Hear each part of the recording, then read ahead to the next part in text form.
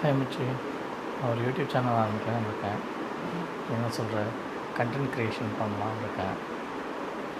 Physics, chemistry, biology, quantum physics எல்லா சப்ஜெக்ட்லேயும் எனக்கு தெரிஞ்ச அளவுக்கு என்னென்ன தெரியுமோ எல்லாத்தையும் வீடியோ போட்டு ஒரு மிஸ்டர் ஜிகே லெவலுக்கு போகலான்னு இருக்கிறேன்.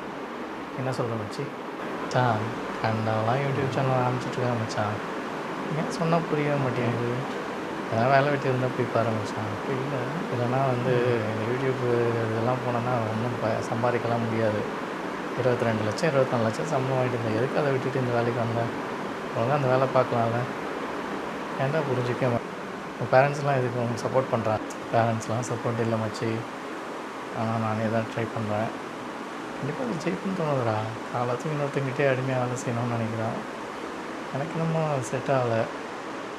எவ்வளோ நேரம் வேலை செஞ்சாலும் மனசுக்கு திருப்தி கிடையாது. உழைப்பை யாரோ ஒருத்தங்க சுரண்ட போகிறாங்க. அது ஏன் நம்ம உழைப்பை நம்மளோட முயற்சிக்காக நம்மளோட முன்னேற்றத்துக்காக போடக்கூடாதுன்னு நினைக்கிறேன். அட்லீஸ்ட் நீ எனக்கு என்கரேஜ் பண்ணலான்னு பரவாயில்ல வச்சு என்னை டிஸ்கரேஜ் பண்ண சொல்லடா. சரி, எனக்கு தான் சொன்னேன். பட் உனக்கு விருப்பம் இருக்குன்னா நீ கண்டினியூ பண்ணுறா. யாரை பற்றி கவலைப்படாத.